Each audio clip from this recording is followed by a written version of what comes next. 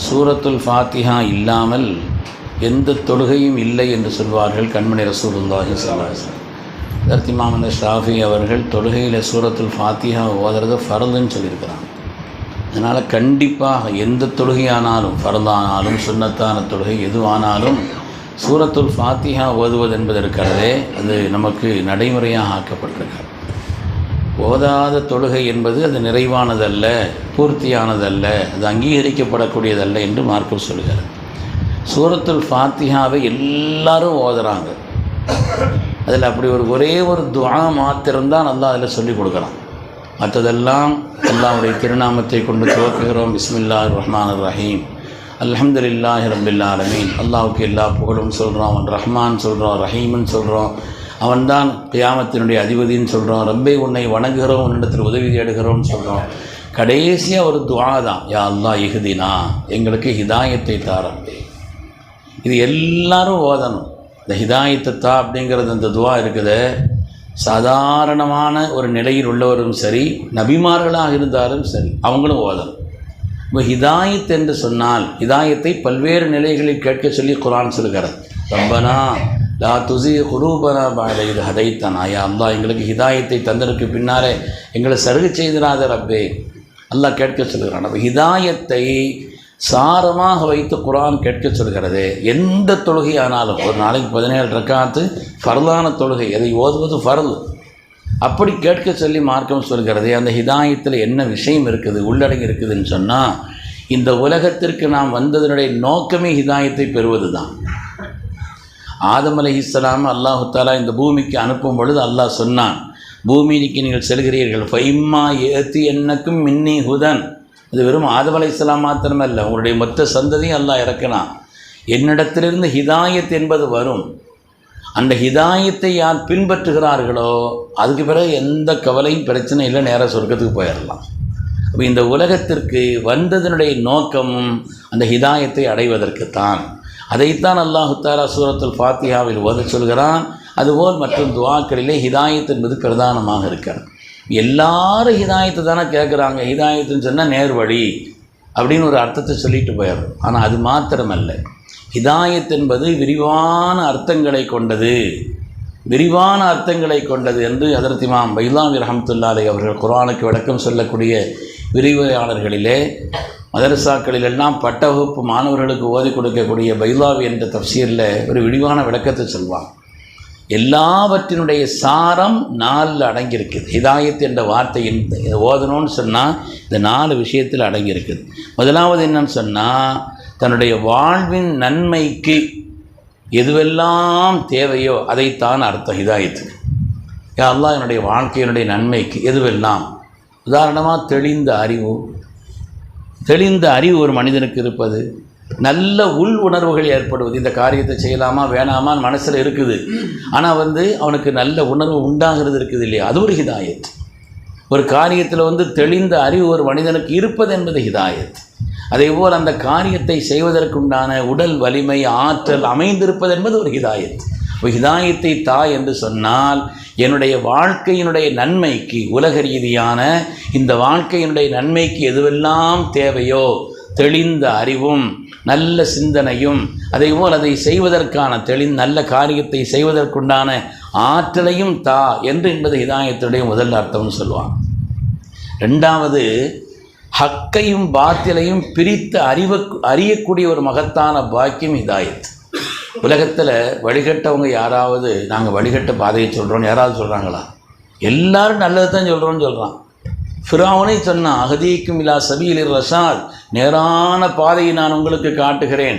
சொன்னது ஃபிரௌன் சொன்னான், நான் உங்களுக்கு ஹிதாயத் செய்வதற்காக வந்திருக்கிறேன், நேரான பாதையை காட்டுறேன்னு தான் ஃபிரௌனும் சொன்னான்.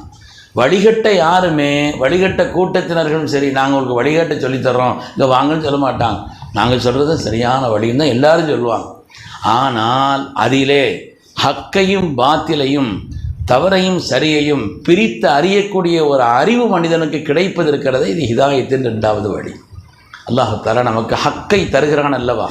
அப்போ நம்ம அல்லாஹ்ட்ட கேட்குறோம், யா அல்லாஹ் இஹ்தினா என்று கேட்டால் எங்களுக்கு வாழ்க்கையினுடைய நன்மைக்கான எல்லா காரியத்தையும் தா ரப்பேன்னு ஒரு அர்த்தம்.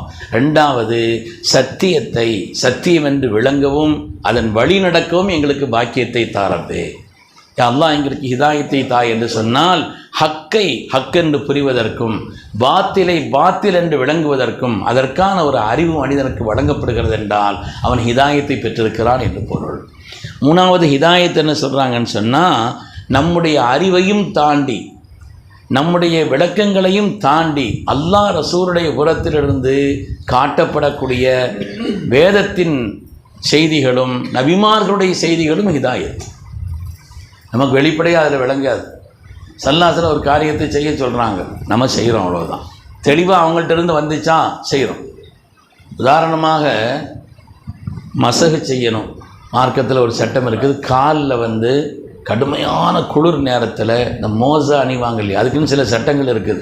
இந்த மோசா அணிகிறவங்க ஒரு தடவை ஒது செய்துட்டு மோசாவை அணிஞ்சிட்டாங்கன்னு சொன்னால் அதுக்கு பிறகு அவங்க தண்ணீர் எடுத்து முகத்தையெல்லாம் கழுகணும். ஆனால் காலில் மேல் பகுதியில் தடவிக்கிட்டால் போதுமானது. அதுக்குன்னு சில நிபந்தனைகள் இருக்குது. நம்ம ஊர்லாம் மோசா போட்டு அடைகிறது சாதாரணமாக துணி அது தடவுறதுங்கிறது இல்லை. அதுக்குன்னு சில ஆனால் அப்படி தடவுவது என்பது எங்கே தடவணும்னா காலுடைய மேல் பகுதியில் தான் தடவணும். அசலில் தடவணும்னா கீழே தானே தடவணும், கீழே தான் அழுக்கு பகுதி இதெல்லாம் ஏற்படும். ஏன் சல்லாசனம் சொன்னாங்க, செய்கிறோம், அவ்வளோதான். அதனுடைய நுட்பங்கள் என்ன, அதனுடைய தன்மைகள் என்ன நமக்கு தெரியாது.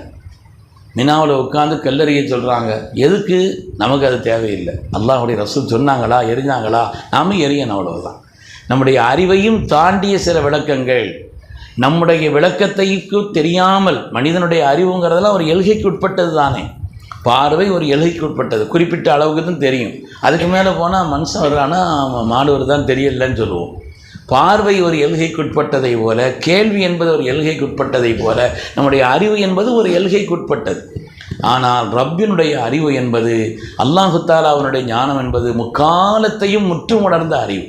அதனால் நம்முடைய நிலைப்பாடுகளுக்கு அறிவுக்கு புரியாத சில வழிகளையும் அல்லாஹு தஆலா வேதத்தின் வழியாக சொல்வான். அல்லாஹு தஆலா நபிமார்களை அனுப்பி சொல்வான். அந்த வழி இருக்கிறதே, அதை ஒரு மனிதன் விளங்கி வாழ்க்கையிலே செயல்படுவது என்பது ஹிதாயத். அதை ஒரு மனிதன் விளங்குறான்னு சொன்னான். அப்போ அதனால் ஹிதாயத்தை தா இஹ்தினா என்று அல்லாஹ்ட்ட கேட்டால் இதெல்லாம் உள்ளடங்கி இருக்குது. அல்லாஹ் எங்களுடைய வாழ்க்கையின் நன்மைக்கு எதுவெல்லாம் தேவையோ அதை தாரப்பே. அதேபோல் ஹக்கை ஹக்கென்று விளங்க, தவறை தவறென்று புரியக்கூடிய அந்த அறிவை தாரப்பே, அதுவும் ஹிதாயத்தில் இருக்குது. அது மாதிரி நபிமார்களும் வேதங்களும் காட்டி தந்த அந்த வழியை ஒரு மனிதன் விளங்குவது, சரியாக விளங்குறதும் கூட, வேதத்தை விளங்குறதும் கூட சரியாக விளங்கணும். அல்லாஹ் குர்ஆனில் சொல்கிறான், சில பேர் இருக்கிறாங்க, அவங்க அல்லாஹ்வுடைய ஆயாத்துகளை ஓதி காமிச்சாங்கன்னா போய் அதில் விழுந்துடாதீங்கன்னு சொல்கிறான். குருட்டுத்தனமாக செவிட்டுத்தனமாக விழாதீங்கன்னு சொல்கிறான். அப்போ அல்லாஹ்வுடைய ஆயத்தான ஓதுறாங்க, போய் விழ வேண்டியதானேன்னு சொன்னால் அல்லாஹ் சொல்கிறான், வல்லதீன இதா ذுக்கிரு பி ஆயாத்தி ரப்பிஹிம், அல்லாஹ்வுடைய ஆயாத்துகள் உங்களுக்கு சொல்லி காட்டப்பட்டால் கூட நல்ல அடியார்கள் யார் என்று சொன்னால் குருட்டுத்தனமாக செவிட்டுத்தனமாக போய் விழமாட்டாங்கன்னு சொல்கிறான். நல்லோர்களும் சாலிஹீன்களும் அந்த வழியில் போயிருக்கிறாங்களான்னு பார்ப்பாங்க என்று அல்லாஹ் சொல்கிறான் அல்லவா. அதனால் ஹிதாயத்தினுடைய மூணாவது அர்த்தத்தை இமாம் பைலாவி ரஹ்மத்துல்லாஹி அலைஹி சொல்கிறாங்க, வேதத்தின் விளக்கங்களை நபிமார்கள் காட்டிய வழியை ஒரு மனிதன் தெளிவாக அறியக்கூடிய அந்த ஒரு வழி இருக்கிறதே, அதுவும் ஹிதாயத். அதையும் தாண்டி நாலாவது ஹிதாயத் என்று சொன்னால் எல்லா ரகசியங்களையும் அல்லாஹ் வெளிப்படுத்தி காமிப்பான். நமக்கு அதனுடைய அசல் வெளிப்படையாக தெரியாது. நாம் பார்க்குற மாதிரி அல்ல ஒரு உலகம். ஒரு தவளை கிடக்குது கிணத்துக்குள்ளே, அது பார்க்குற மாதிரியா உலகம் இருக்குது? அது பார்க்குற மாதிரி அல்ல உலகம். ஒவ்வொரு பொருளும் பார்ப்பது போல் அல்ல உலகம். அதை விட வித்தியாசமான ஒரு நிலைப்பாடு என்பது இருக்கிறது. கடல்னால் நமக்கு கடல் தான் தெரியும், அதில் என்னென்ன இருக்குது, எவ்வளோ பெரியது. இந்த பூமியில் நிலப்பரப்பை விட 3 பரப்பு அதிகமானது அது கடல். அதில் என்னென்ன ரகசியம் நமக்கு ஒன்றும் தெரியாது. ரகசியங்கள் அனைத்தையும் அல்லாஹு தஆலா ஒரு மனிதனுடைய கல்விலே தெளிவுபடுத்தி கொடுத்து இல்ஹாமின் வழியாக, நல்ல மனாமாத்தின் வழியாக, அதுபோல் அல்லாஹு தஆலா தெளிவுபடுத்தி கொடுக்கக்கூடிய அந்த அறிவு இருக்கிறதே, அந்த ஒரு ரகசியங்களெல்லாம் கல்புக்கு தெரிந்துவிடும். இதனுடைய விஷயம் என்ன அப்படிங்கிறது கல்பில் அந்த ரகசியத்தை எல்லாம் அல்லாஹ் வெளிப்படுத்திக்காம. உதாரணமாக இமாமுல் ஆதம் அபூ ஹனீஃபா ரஹ்மத்துல்லாஹி அலைஹி அவங்க யாராவது ஒது செய்தாங்கன்னா பாவங்கள் அவனுடைய உடலிலிருந்து கழிந்து வெளியிலே வருவது அவன் கண்ணுக்கு தெரியுமா? சொன்னாங்களா, ரப்பே இதை என்னை விட்டு மாற்றிடு, இது எனக்கு வேண்டியதில்லை. ஒவ்வொரு ஆளுடைய பாவத்தையும் நான் பார்க்க வேண்டியது, அது எனக்கு வேண்டியதில்லைன்னு சொன்னாங்களாம். அப்போ ஒவ்வொரு ஆட்களுடைய நிலை, ஒவ்வொரு காரியங்களுடைய ரகசியம் என்னங்கிறத தெளிவாக புரியக்கூடிய கல்வின் எல்லா ரகசியத்தையும் அல்லாஹ்தால வெளிப்படுத்தி காமிச்சிருவான். அல்லாஹ் குர்ஆனில் சொல்கிறான் அல்லவா, கதாலிக்கு நரி இப்ராஹிம் மலக்கூத்த சமாவாத்தி வல்லாலும், வான்மண்டலத்தின் எல்லா ரகசியங்களையும் பூமியின் எல்லா ரகசியங்களையும் இப்ராஹிம் அலைஹிஸ்ஸலாமுக்கு நாம் வெளிப்படுத்தி காமிச்சோங்கிறான் இல்லையா? அந்த எல்லா ரகசியங்களும் வெளிப்படக்கூடிய அந்த உச்ச நிலை இருக்கிறதே ஹிதாயத்தினுடைய உச்சமான நிலைன்னு சொல்கிறாங்க. நாம் ஹிதாயத்தை கேட்குறோன்னு சொன்னால், யா அல்லாஹ் என்னுடைய வாழ்க்கைக்கு நல்லதை தாங்கன்னு ஒரு அர்த்தம் இருக்குது. அதை தாண்டி அதுக்கு அடுத்து ரப்பே எனக்கு ஹிதாயத்தை தான் சொன்னால் ஹக்கை ஹக்கென்று புரிய, தவறை தவறென்று விளங்கக்கூடிய நசீபத்தான் இருக்குது. ரப்பே ஹிதாயத்தை தான் சொன்னால் குர்ஆனுடைய வேதங்களுடைய ஞானத்தையும் நபிமார்களுடைய வழியையும் தெளிவாக அறியக்கூடிய பாக்கியத்தை ரப்பே அப்படின்னு அர்த்தம் இருக்குது. 4வது ஹிதாயத்தை தான் சொன்னால் எல்லா ரகசியங்களும் கல்விலே ஒரு மனிதனுக்கு தெளிவுபடுத்தி கொடுக்கப்படக்கூடிய ஆற்றல் வழங்கப்படுகிறது என்பதை சொன்னால் அது ஹிதாயத்துடைய உச்சம். ஒரு ஆள் சாதாரணமான ஆள், ஒரு ஆள் ஓதினாலும் சரி, நபிமார்களே ஓதினாலும் சரி, நபிமார்கள் ஓதினாங்க, அவங்க ஹிதாயத்தினுடைய கேந்திரமே அவங்க தானே. ஹிதாயத்தின் கேந்திரம் நபிமார்கள், அவங்க ஹிதாயத்தை தானே. என்ன அர்த்தம்னு சொன்னால் தந்த ஹிதாயத்தில் நிலைக்க செய்யன்னு அர்த்தம். தந்த ஹிதாயத்தை நம்மளும் அல்லாட்ட கேட்கணும், ரப்பனா லா துஸி குலூபனா, ரப்பே ஹிதாயத்தை தந்ததற்கு பின்னாலே எங்களுடைய கல்வுகளிலே நீ சருகுதலை ஏற்படுத்தி விடாதே ரப்பே நல்லா கேட்க சொல்கிறோம். அதனால் துஆக்களுடைய சாரமாக எல்லா நன்மைகளையும் உள்ளடக்கிய ஒரு வார்த்தையாக ஹிதாயத் என்பது இருக்கிறது. இந்த பூமியில் நாம் அனுப்பப்பட்டதனுடைய நோக்கம் ஹிதாயத்தை பெறுவதுதான் என்பதினால்தான் அல்லாஹு தாலா அந்த துஆவை பிரதானமாக ஒவ்வொரு தொழுகையிலும் ஓதும்படி நமக்கு ஆக்கியிருக்கிறான்.